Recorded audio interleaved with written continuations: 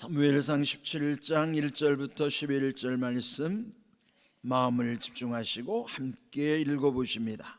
블레셋 사람들이 그들의 군대를 모으고 싸우고자 하여 유다에 속한 소고에 모여 소고와 아세가 사이에 에베스담빔에 진침해 사울과 이스라엘 사람들이 모여서 엘라 골짜기에 진치고 블레셋 사람들을 대하여 전열을 벌였으니 블레셋 사람들은 이쪽 산에 섰고 이스라엘은 저쪽 산에 섰고 그 사이에는 골짜기가 있었더라.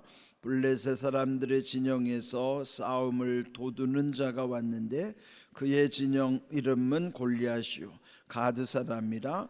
그의 키는 6규빗 한 뼘이요 머리에는 노투구를 썼고 몸에는 비늘 갑옷을 입었으니 그 갑옷의 무게가 놋 5,000세겔이며 그의 다리에는 놋 각반을 찼고 어깨 사이에는 놋 단창을 메었으니 그 창자루는 배틀째 같고 창날은 철 600세겔이며 방패든 자가 앞서 행하더라. 그가 서서 이스라엘 군대를 향하여 외쳐 이르되 너희가 어찌하여 나와서 전열을 벌였느냐? 나는 블레셋 사람이 아니며 너희는 사울의 신복이 아니냐? 너희는 한 사람을 택하여 내게로 내려보내라. 그가 나와 싸워서 나를 죽이면 우리가 너희의 종이 되겠고 만일 내가 이겨 그를 죽이면 너희가 우리의 종이 되어 우리를 섬길 것이니라. 그 블레셋 사람이 또 이르되 내가 오늘 이스라엘의 군대를 모욕하였으니 사람을 보내어 나와 더불어 싸우게 하라 한지라. 사울과 온 이스라엘이 블레셋 사람의 이 말을 듣고 놀라 크게 두려워하니라. 아멘. 네, 역사에 보면은 한 인물이 떠오르기도 하고 또 그 마치 해가 지는 것처럼 또 지는 인생이 있어요. 네, 지금 우리 이 묵상하는 말씀의 내용을 보면은 사울의 시대는 이제 저물어가고 다윗의 시대가 떠오르는 그런 흐름으로 이 말씀이 기록되어 있고 또 진행되고 있습니다. 오늘 읽은 본문은 너무도 유명한 내용이죠. 우리 교회학교 어린이들도 많이 듣는 말씀, 다윗과 골리앗이 대적하는 사건이 이 17장에 기록이 되어 있어요. 사무엘상 17장은 비교적 좀 내용이 길죠. 무려 58절까지 있습니다. 그런데 이제 오늘 읽은 11절까지의 말씀에 보면은 골리앗이 등장하는 배경에 대해서 나와요. 아직 그 다윗에 대한 이야기는 이제 12절 이하에 등장하게 되는데 다윗의 등장이 앞서서 또 그 앞에 나타난 골리앗이 어떤 존재인가. 그런데 오늘 제목처럼 그 감당 못할 골리앗, 오늘 여기에 그 골리앗에 대해서 좀 자세하게 묘사하고 있는 내용을 보면은 도저히 이 겉으로 보여지는 부분만 보면은 이 골리앗과 다윗은 비교할 수 없는 대상이에요. 감히 맞설 수도 없고 견줄 수도 없는 거예요. 그렇다면은 우리도 살다 보면은 내가 감당할 수 없는 이와 같은 대적을 만날 수도 있고 또 그런 장애물을 만날 수도 있어요. 근데 그럴 때 우리의 마음이 얼마나 위축이 되겠습니까? 그런데 반드시 보이는 것으로 승패가 가름나는 게 아니에요. 우리가 무슨 일을 하다 보면은 견줄 때가 있고 겨룰 때가 있어요. 견줄 때라는 거는 겉으로 드러난 어떤 형편을 먼저 비교해 보는 것이죠. 그래 견주어 볼 때는 그 자체로는 상대를 할 수가 없죠. 그 마음이 위축되는 거예요. 그때 흔히 좀 비속어를 쓰는 게 뭐냐면 쫄았다고 그러죠. 우리가 그럴 때 있습니다. 또 우리가 살아가는 세상은 감당하기 어려운 이런 대상들이 우리 앞에 항상 놓여 있는 거예요. 어떤 장애물이나 어떤 대상이나 어떤 사람이 나를 그렇게 힘들게 하고 또 나에게 이런 위협이 될 때 있단 말이죠. 이제 그럴 때 성경은 우리에게 어떻게 말씀하시는가? 그런 견줄 때 나와는 비교할 수 없는 그 이렇게 감당하지 못할 어떤 장애물 앞에 또는 대상인 어떤 사람 앞에 놓였을 때 나는 어찌해야 할 것인가, 그런 영적인 원리를 이 말씀을 통해서 우리에게 알려주시는 것입니다. 우리가 견주를 때 보면은 되게 겨루기에 앞서서 견주어 보고 이게 겨룰 만하지 않다 그러면은 견준 것에서부터 이제 이미 포기하는 거예요. 뭐 물론 때로는 포기하는 것이 지혜일 수도 있어요. 그러나 무작정 포기하는 것은 어리석은 일이죠. 그러니까 여러분, 견줄 때 그런 여러 가지 상황을 아주 정확하게 보는 것도 중요하지만은 견줄 때 잊어버리지 말아야 될 거는 그 견주는 대상 속에 나는 하나님이 함께 하시는 사람이다. 플러스 알파는, 그 알파는 하나님이에요. 그러니까 플러스 알파, 하나님의 은혜, 하나님께서 은혜 가운데 주시는 지혜와 하나님께서 주시는 그 능력을 항상 우리는 그 견주는 대상 속에 넣어야 되는 거예요. 견줄 때 그렇다는 거예요. 그리고 나서 겨루어야 되는 거예요. 그러니까 무작정 겨루면 안 되고 잘 견주어 본 다음에 겨루어야 되는데, 문제는 그때 과연 나는 하나님이 함께 하시는 지혜가 있는가, 하나님이 도와주시는 확신이 있는가, 하나님이 함께 하시는 그 능력을 힘입을 때 이걸 내가 감당할 수 있겠는가. 이제 그런 것을 여러 가지 살펴보면은 그때 정확하게 판단이 된단 말이에요. 그러니까 무모해도 안 되지만은 또 무지해도 안 되는 거예요. 그러니까 무모하다는 건요, 무지하기 때문에 막 들이대는 거, 그게 무모한 거죠. 그러니까 무모해도 안 되지만 무지해도 안 되는 거예요. 무지는 지혜가 없는 게 무지라는 거예요. 무모해도 안 되고 무지해도 안 되고. 그래서 우리는 항상 하나님께 기도할 때 지혜를 구하면 깨닫게 하시고 능력을 구하면 감당하게 하시는 거예요. 그래서 오늘 여기 이 골리앗이라고 하는 감당할 수 없는 그 대상이 어떤 존재인가, 여기에 그 블레셋 사람과 마주선 곳이 엘라 골짜기라는 것이. 그러니까 엘라 골짜기라는 것은 이미 그 이스라엘 사람들이 상주해서 살고 있는 곳. 블레셋은 주로 지중해 해변 쪽으로 5도시들을 중심으로 거기 이렇게 그들이 살아가는 거고, 지금 이들이 싸우는 엘라라고 하는 것은 이미 내륙에 그들이 이스라엘 민족이 사는 곳까지 그들이 지금 쳐들어와 있는 거예요. 그 엘라 골짜기에서 전투를 하게 되는데, 그때 4절을 보면은요, 블레셋 사람의 진영에서 싸움을 도두는 자가 왔는데 그 이름이 골리앗이라. 그러니까 골리앗, 벌써 이름에서도 보면은 뭔가 범상치 않은 이미지인데, 그를 표현해서 글을 보면은 싸움을 도우는 자라면, 싸움을 도두는 자, 싸움을 촉발하는 자예요. 물론 그 전쟁에 선봉에 서는 사람을 일컫기도 하지만은 싸움을 도두는 자, 물론 우리가 이제 흔히 쓰는 말을 했잖아요. 싸움은 말리고 거래는 하게 하고 뭐 흥정은 하게 하고 뭐 그런 말 있는 것처럼, 그런데 반대로 싸움을 도두는 자가 있어요.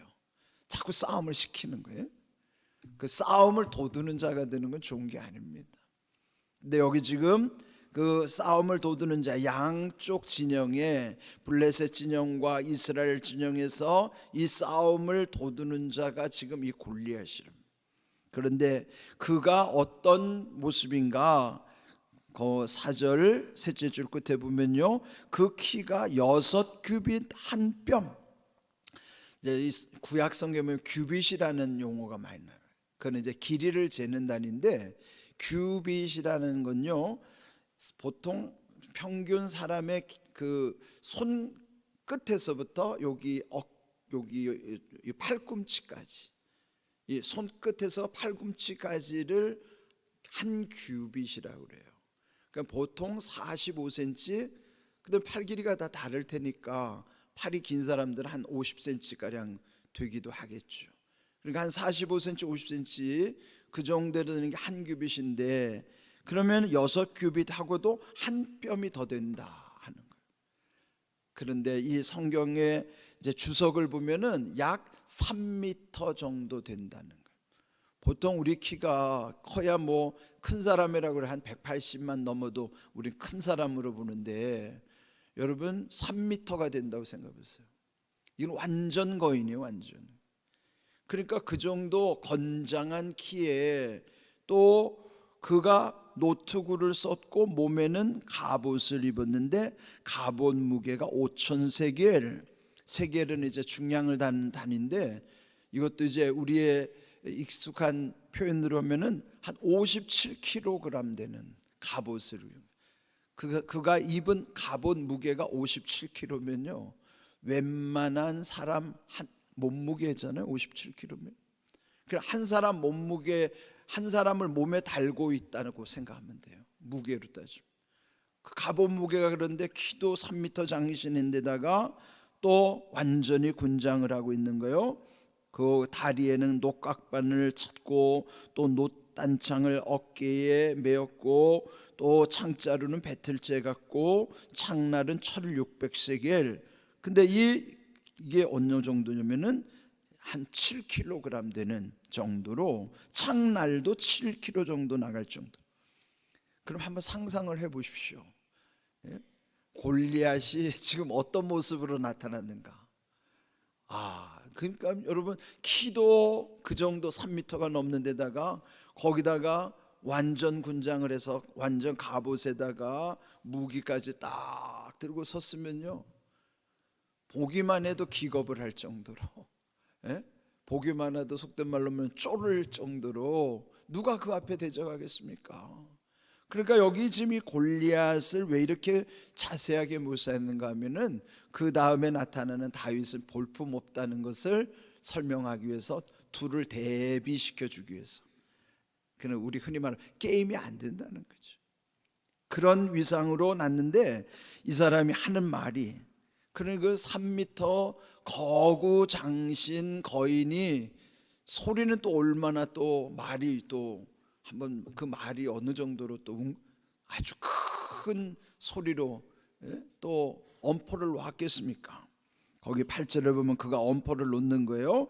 이스라엘 군대를 향하여 외치기를 너희가 어찌하여 나와서 전열을 벌였느냐? 나는 블레셋 사람이 아니냐? 너희는 사울의 신복이 아니냐? 너희는 한 사람을 택하여 내게로 내려보내라. 그가 나와 싸워서 나를 죽이면 우리가 너희의 종이 되겠고 만일 내가 이겨 그를 죽이면 너희가 우리의 종이 되어 우리를 섬길 것이니라. 다 싸울 필요 없다 이 말이에요. 나 하나라도 너희를 대적할 수 있다. 그러니까 너희 중에도 가장 용맹한 장수를 하나 뽑아가지고 나한테 보내라는 거예요. 우리가 1대1로 맞짱을 뜨자는 거예요. 다 싸울 거 없이 대표 선수들끼리 맞짱을 떠서 전쟁의 승패를 가르자는 거예요. 이야, 정말 그 한 사람의 그 위용 속에도 얼마나 지금 그들이 두려워했겠어요. 이제 이런 골리앗의 모습을 보면 우리 앞에도 보면 그냥 호언장담하는 사람, 물론 그게 허언일 수도 있지만은 되게 보면은 여러분 앞에 나타나서 보기만 해도 두려운데 아주 막 큰 소리까지 치면은 여러분 그게 우리가 어떻게 그걸 감당했어요? 근데 이럴 때 쓰는 말이 안하무인이라는 말이 있어요. 안하무인. 안하라는 게 눈 안자에다 아래 안자, 눈 아래에 무인 사람이 없다는 거예요. 안하무인이면 눈 아래 사람이 안 보인다는 거예요. 그 얼마나 오만방자한테도요. 뵈는 게 없다는 거예요. 눈에 뵈는 게 없다는 거예요. 이럴 때 쓰는 말이 안하무인이란 말이에요. 그러니까 우리도 그렇게 살 때가 있어요. 교만해지면 다 안하무인이 되는 거예요. 자기가 제일 돋보이고 아무도 자기만한 사람이 보이질 않는 거예요. 그러다가 이제 죽는 거죠. 우리도 안하무인할 때 있단 말이에요. 교만하면 누구나 다 이런 안하무인의 태도로 살아요. 눈 아래 아무것도 보이는 게 없단 말이에요. 그게 교만함의 증세입니다. 그럴 때 하나님이 어떻게 보시겠어요? 이때 쓰는 말이 목불인견이에요. 목에 눈, 불인, 참을 수가 없다. 눈으로 목불인견, 목불인견이 뭐예요? 불인 참을 수 없다. 견 보는 것을 볼견자거든요. 그때 하나님이 말씀을 목불인 견이구나 하는 거예요. 예? 눈 뜨고 보는 것을 불인 참을 수 없다 말이에요. 예? 되게 아나무인의 사람을 보면은 되게 보는 사람들은 목불인 견이에요. 참을 수가 없는 거예요. 그래도 내가 실력이 딸리고 대적할 수 없으면 어떻게 하겠어요? 속으로는 끌어올라고 그래도 어떻게 비굴해도 어찌할 수가 없는 것이죠. 그러니까 지금 이게 하나님의 눈으로 지금 이 골리앗을 보는 것이죠. 그리고 하나님과 함께하는 다윗이 볼 때도 그 골리앗은 목불인견인 거예요. 눈 뜨고 봐줄 수가 없는 거예요. 참을 수가 없는 거예요. 그러니까 여러분 오늘 두 한문을 잘 기억하세요. 안하무인과 목불인견. 예? 그는 안하무인이고 하나님은 목불인견이에요. 예, 우리가 교만할 때 나타나는 우리의 증상들이란 말이에요. 나도 그럴 수 있다는 것을 우리는 늘 인정해야 돼요. 하나님을 두려워하지 않는 사람들은 항상 안하무인으로 산단 말이에요. 그러면은 하나님은 목불인견이십니다. 눈 뜨고 봐주시지 않습니다. 그래서 우리는 항상 하나님을 두려워해야 사는 길이란 말이에요.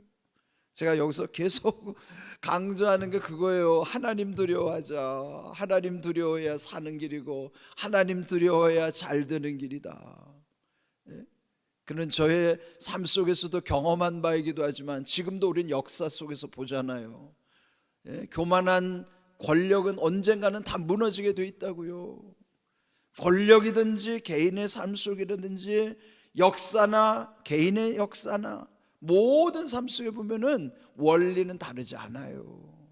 안하무인 때문에 목부린 계신 하나님 앞에 죽는 거예요. 결국은 지금 이 골리앗이 지금 그런 형세란 말이죠. 자, 이렇게 큰 소리치는 골리앗 앞에 11절 사울이 지금 왕도 여기 와 있는 거잖아요. 사울과 온 이스라엘이 블레셋 사람 이 사람 골리앗의 이 말을 듣고 놀라 크게 두려워하니라. 크게 두려워하는 게 뭐예요? 완전히 두려워하는 거예요. 기가 질려요. 이미 기가 꺾인 거예요. 감히 맞설 수 없고 대적할 수도 없는 상황. 근데 이런 상황이 여러분 우리 앞에도 놓일 수 있고 우리의 역사 속에도 이런 게 숱하게 경험했던 일이고 또 앞으로도 이런 일은 우리 앞에 언제든지 나타날 수 있습니다. 그러나 이때 정말 우리가 하나님 앞에 어떻게 살아야 되는가를 자 오늘 두 단어 잘 기억하십시오. 안하무인 목불인견. 이거 우리 늘 기억해야 되는 정말 중요한 내용입니다. 오늘 주신 이 말씀 이제 다음에 등장하는 다윗과 어떻게 맞서게 되고 하나님이 어떻게 다윗을 통해서 역사하시는가. 여러분 우리 늘 하나님 앞에 진실하고 겸손함으로 하나님의 능력을 힘입는 삶이 되기를 주님의 이름으로 축복합니다. 아멘.